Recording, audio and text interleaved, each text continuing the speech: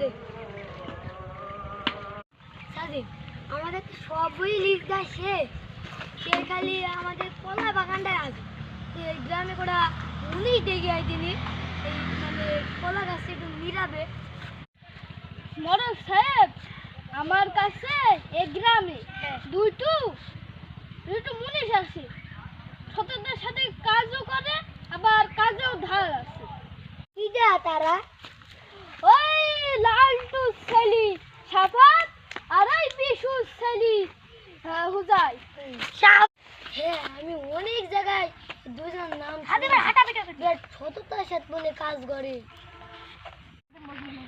হ্যাঁ এরাই তারা